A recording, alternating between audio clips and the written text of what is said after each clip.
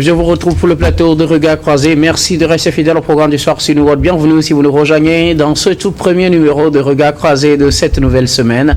Encore 4 sujets à aborder avec nos invités. Nous parlerons d'abord du Tchad et du Soudan. N'Djamena accuse Khartoum de vouloir le déstabiliser. Et notre deuxième sujet concerne le Burkina. Nouvelle tentative de coup d'État à 5 milliards de francs CFA déjouée. Troisième sujet, nous prendrons la direction de la République démocratique du Congo. Une coalition se forme contre le projet de révision constitutionnelle. Puis nous terminerons bien évidemment par le Togo. Électricité, une nouvelle crise en cours, ce sera notre interrogation avec nos invités. Et pour en parler ce soir, 3 invités sur ce plateau. Avec moi, Gabin Adjaro, vous êtes juriste et directeur de cabinet Juriste Consulting. Bonsoir Gabin et bienvenue. Bonsoir Dr Guillaume, bonsoir à toutes les téléspectatrices et téléspectateurs de New World TV. Nous venons de débuter la semaine et nous sommes dans le mois de novembre, ce qui signifie que c'est novembre bleu. J'exhorte tous les hommes, puisque les maladies masculines sont la plupart du temps oubliées. J'exhorte tous les hommes à aller faire le dépistage pour leur prostate et voir peut-être s'il y a quelques maladies à gérer beaucoup plus tôt avant la vieillesse. Merci beaucoup à vous, Gabin, d'avoir répondu à notre invitation. Merci, docteur. À côté de vous, Fioklou Adanglenou, vous êtes journaliste, directeur de publication du journal L'Enquêteur. Bonsoir Fioklou et bienvenue. Oui, bonsoir Guillaume, bonsoir à mes deux co-débatteurs, bonsoir aux téléspectatrices et téléspectateurs de New York TV. Bonne semaine à tous. Merci beaucoup. À vous, Fioklou, d'avoir répondu à notre invitation. Merci. Notre troisième invité ce soir, Sana Veguel Sadjorichou. Vous êtes analyste politique. Bonsoir et merci d'avoir répondu à notre invitation. Bonsoir tout le monde. Avec vous, nous allons aborder notre premier sujet. Nous parlons à présent du Tchad. Le pays accuse son voisin, le Soudan, de vouloir le déstabiliser. Selon un communiqué officiel, le Soudan serait à la base ou abriterait un groupe rebelle qu'il armerait contre le régime tchadien. On sait que depuis un moment, la crise au Soudan a vu l'éclosion encore d'autres groupes et un groupe rebelle d'origine tchadienne aurait pris plutôt siège au Soudan où il s'entraînerait dans le but de venir déstabiliser le Tchad, en tout cas selon les informations fournies par les autorités tchadiennes, et le Soudan serait derrière ces manœuvres de ce groupe rebelle. Nous en parlons avec nos invités. Je veux bien commencer par vous, Gabin Adjaro. Le Tchad, entre-temps, il y a cela quelques semaines, était accusé plutôt par le Soudan d'appuyer plutôt les forces de soutien rapide, voilà justement, de les militariser ou de les armer contre l'armée régulière. Et en retour, le Tchad nie d'abord cela et maintenant accuse le Soudan autres de aussi soutenir des groupes rebelles contre sa stabilité. Finalement, que se passe-t-il dans cette région de l'Afrique entre ces deux voisins qui s'accusent mutuellement, l'un de soutenir un groupe rebelle, l'autre d'appuyer un groupe armé ou une faction de l'armée, je dirais, puisqu'ils ont été officiellement reconnus comme étant en tout cas des militaires soudanais. Vous savez, ça devient un jeu de ping-pong. Ça ressemble à un jeu de ping-pong.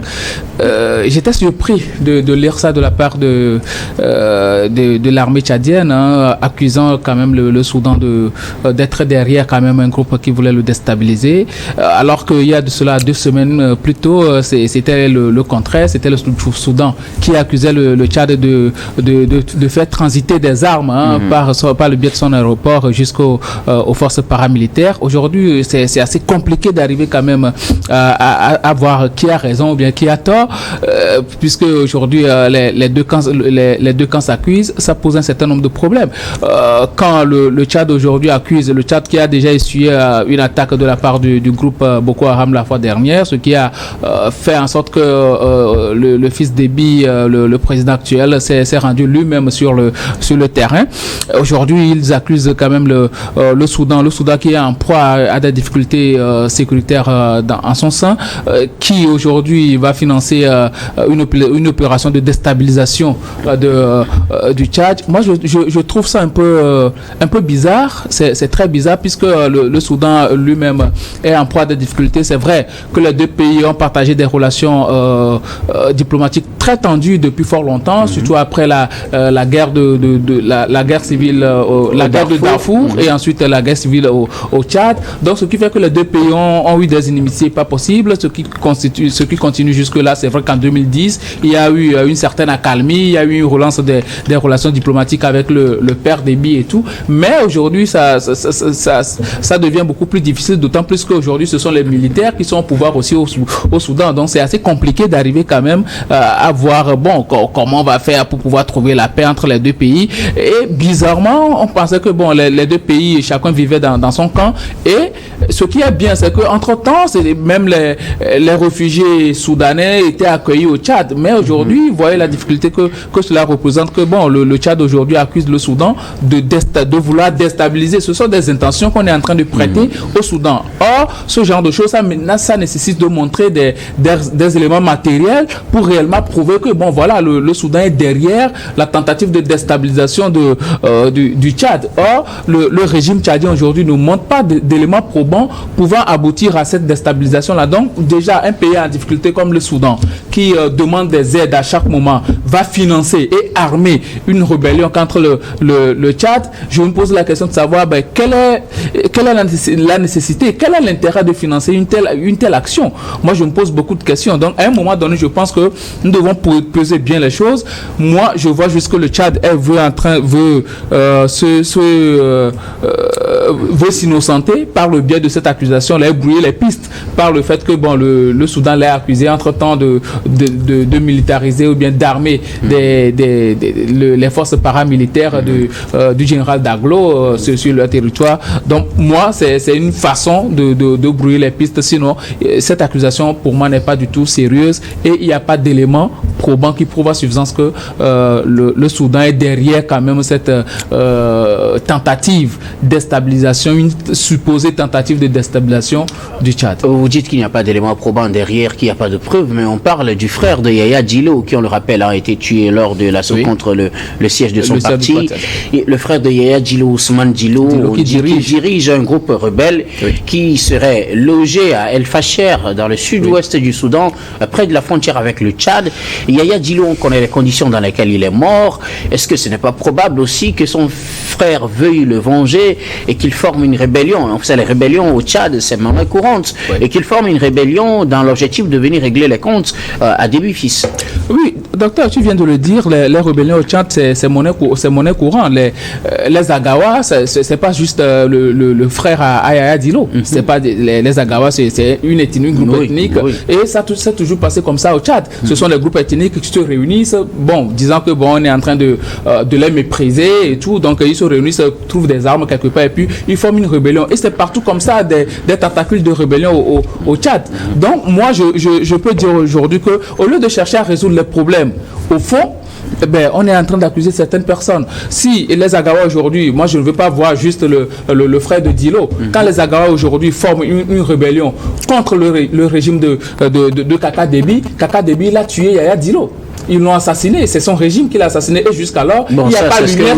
Oui, mais il n'y a pas eu lumière qui a été faite. Il n'y a pas de volonté aussi d'arriver à manifester, de faire voir la lumière sur qui ont assassiné Yaya Djilo. Donc c'est tout à fait normal aujourd'hui que son frère se réveille et dise que moi je veux venger mon frère. Ça n'a rien à voir avec le Soudan. Maintenant, là où El Fasher, c'est près de la frontière soudano-tchadienne, ça veut dire qu'il y a un problème aussi de gestion de nos frontières. Nous savons très bien que nos frontières sont véritablement poreuses. Le Soudan aujourd'hui est en proie des difficultés sécuritaires en son sein. Donc je ne pense pas que le Soudan ait quand même cette possibilité d'arriver à contrôler ce vaste territoire-là. Ça va être très compliqué pour eux. D'autant plus que eux-mêmes, ils s'entretuent entre eux, les populations se déplacent et tout. Donc c'est très difficile pour eux d'arriver quand même à contrôler les frontières de leur pays. Moi, à un moment donné, il va falloir être très sérieux, résoudre les problèmes en amont et d'arriver peut-être à une table de discussion avec le frère de Yaya Djilo et les Agawa pour trouver une solution au lieu d'accuser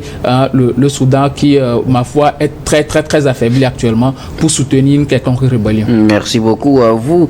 Gabin Adjaro, Fioclou, Adam Blenou, le Tchad à son tour accuse le Soudan d'abriter des groupes rebelles et de les armer pour déstabiliser le Tchad. Puis selon le communiqué rendu public vendredi par le ministère tchadien des Affaires étrangères, À l'heure actuelle, le Soudan finance et arme des groupes terroristes opérant dans la sous-région dans le but de déstabiliser le Tchad. C'est ce qu'a déclaré le ministre du Ouest dans son communiqué. Et donc, on sait que cela vient après les accusations formulées par un autre responsable soudanais qui a déclaré que plutôt le Tchad armerait les paramilitaires soudanais justement qui sont en guerre contre l'armée soudanaise depuis plusieurs mois, depuis plus d'1 an déjà. Alors finalement, est-ce une manière, comme le pensait Gabin, de brouiller les pistes, d'accuser l'autre aussi pour que finalement on dise chacun accuse son prochain, donc on enterre cette affaire, ou est-ce qu'il y a de réels motifs pour s'inquiéter de la sécurité du Tchad quand on sait que quelque part ce dont on parle, les rebelles, c'est pas une nouveauté au Tchad. La personne qu'on cite en premier, Ousmane Djilo, du moins on connaît la position tenue par son frère Yahya Djilo, qui finalement est mort dans l'assaut lancé contre son parti. Est-ce qu'il n'y a pas aujourd'hui des réels motifs de s'inquiéter de la sécurité autant au Soudan qu'au Tchad? Oui, quand deux pays voisins s'accusent mutuellement de tentatives de déstabilisation, c'est très grave. Parce qu'il y a de cela quelques semaines, nous avons parlé sur ce même plateau des tentatives de déstabilisation dont parlait le Soudan et accusait le Tchad. Bon, aujourd'hui, nous pouvons affirmer que les tentatives de déstabilisation au Tchad ne datent pas d'aujourd'hui. Puisque depuis 2008, en février plus précisément, il y a des rebelles qui ont attaqué N'Djamena et c'était par des bipères. Et c'est par une intervention décisive des forces armées françaises qu'il a été sauvé parce qu'il était retranché dans son palais. En dehors de ça, nous avons la deuxième tentative du groupe FACT qui a occasionné le décès du président Idriss Itno le 20 avril 2021. En dehors de ça, nous avons aussi d'autres tentatives et Boko Haram, le 8 novembre dernier, a attaqué les forces armées tchadiennes où on a déploré plus d'une 40 morts, dont des officiers supérieurs et des hommes de rang et plusieurs blessés. Le problème, c'est que ces derniers temps, certains généraux ont changé de camp et ont été reçus par les autorités soudanaises et se sont installés au Tchad à la tête des généraux tchadiens ont changé de camp et ont regagné le Soudan et ont été reçus par les autorités soudanaises et ont formé des groupes rebelles. Quand le Tchad accuse le Soudan de tentative de déstabilisation, à mon point de vue, c'est une réalité. Et nous ne devons pas oublier non plus que lors de l'attaque du Boko Haram contre les forces régulières tchadiennes, c'est le chef de l'État lui-même qui s'est déplacé sur les lieux pour prendre les commandes des opérations de représailles. Le Soudan est en difficulté. Le gouvernement régulier est en difficulté parce que les forces de soutien rapide reçoivent plus d'armement que le gouvernement régulier. Ce qui veut dire que cette accusation de part et d'autre ne change rien et ne changera rien. Le Tchad a l'habitude de tentatives de déstabilisation depuis et que seule la France lui revient en soutien. Mais dans le cas d'espèce, on peut noter que le score ici et maintenant c'est 1-1. Est-ce que c'est pas l'objectif finalement de faire un score 1-1 pour qu'on dise bon on est à match nul donc chacun s'occupe de ses affaires. Chacun s'occupe de ses affaires et le statu quo sera maintenu. Et quand vous parlez également de cette désertion des officiers tchadiens, qu'est-ce qui explique cela? Et est-ce que ce n'est pas un motif pour inquiéter le pouvoir de N'Djamena? Le problème, c'est que le président Itno Déby est de l'ethnie Zagawa. Oui, et les rebelles aussi sont de l'ethnie Zagawa. On dit souvent qu'ils sont cousins entre eux avec les Djilo. Voilà. Et Ousmane Djilo, qui est aujourd'hui le chef de certains groupes rebelles là-bas, est Zagawa comme le président. Et je ne vois pas pourquoi ils ne s'entendent pas. Est-ce que c'est parce qu'on est de la même ethnie qu'on va s'entendre forcément? Bon, en tout cas, Sana, que pensez-vous de cette situation? Il y a de cela quelques jours, c'est Soudan plutôt qui accusait, ou quelques semaines, moins de 3 semaines d'ailleurs, c'est le Soudan qui accusait le Tchad de vouloir le déstabiliser en armant les forces de soutien rapide dans la guerre qui les oppose à l'armée régulière. Et ce week-end, ou du moins ce vendredi, c'est le Tchad qui à son tour accuse le Soudan d'abriter ou d'armer des groupes rebelles pour le déstabiliser. Finalement, qui dit la vérité dans ce méli-mélo où chacun semble avoir la vérité de son côté? De toutes les façons, nous ne sommes pas des jurés ici pour établir la vérité. Et nous sommes là mais pour produire des analyses et apporter la lumière. Donc ceci dit, il faut d'abord relever que ces accusations mutuelles entre ces deux pays ne datent pas d'aujourd'hui. Pas plus tard qu'en décembre 2023, il y a 4 diplomates soudanais qui ont été expulsés de N'Djamena après que le Soudan ait accusé le Tchad d'ingérence dans le conflit dans son pays. Bien avant, le père Itno avait plusieurs fois accusé le voisin soudanais d'avoir soutenu, hébergé des rébellions. Il y a eu une grande crise en 2006-2008 entre les deux pays. Il y avait en temps eu des apaisements, mais lorsque vous suivez l'histoire, l'histoire entre les deux pays, ça a toujours été tumultueux. Et ensuite, lorsque vous faites comparaison avec cet historique que je viens de présenter, avec les récentes défections à N'Djamena où des officiers supérieurs font défection à l'autorité régulière et rejoignent le Soudan et sont reçus par des autorités soudanaises, là vous remarquez que c'est un acte de soutien à cette défection. Et naturellement, tout État est en mesure de voir son voisin en défiance. Lorsque des officiers supérieurs de l'armée font défection à une armée régulière, créent un mouvement rebelle et sont reçus par un pays voisin, par les officiels de ce pays, là vous remarquez que on peut valablement et sérieusement interpréter cela comme un soutien à ces groupes armés. Donc, je pense que ce sont des éléments suffisants qui peuvent nous amener à conclure qu'effectivement, il y a des actes qui peuvent être interprétés comme soutien à des mouvements de rebelles, à des mouvements chargés de venir déstabiliser le Tchad. Alors, c'est un acte de soutien à ces mouvements rebelles, mais d'un autre côté, quand le Soudan plutôt est le premier à accuser le Tchad d'armer les forces de soutien rapide contre l'armée régulière avec qui ils sont en guerre depuis un bon moment, est-ce qu'on ne peut pas trouver là un motif pour accuser l'autre aussi afin qu'on dise, bon, vous soutenez nos ennemis, nous soutenons vos ennemis également, et donc comme c'est comme ça, chacun s'occupe de ses affaires. Bon, de toute façon, il y a un adage qui le dit si bien. L'ennemi de mon ennemi est mon ami. Donc je crois que peut-être c'est ce jeu-là qui se joue entre ces pays. Vous cherchez à me nuire, moi aussi je soutiens ceux qui cherchent à vous nuire. Et donc, comme plusieurs l'ont relevé ici, le match va sembler équilibré jusqu'à ce que le rapport de force ne pèse d'un côté pour qu'on puisse départager l'un et l'autre. Merci beaucoup à vous tous pour vos contributions. Nous allons marquer la première pause, puis on reviendra tout à l'heure pour la suite de cette émission.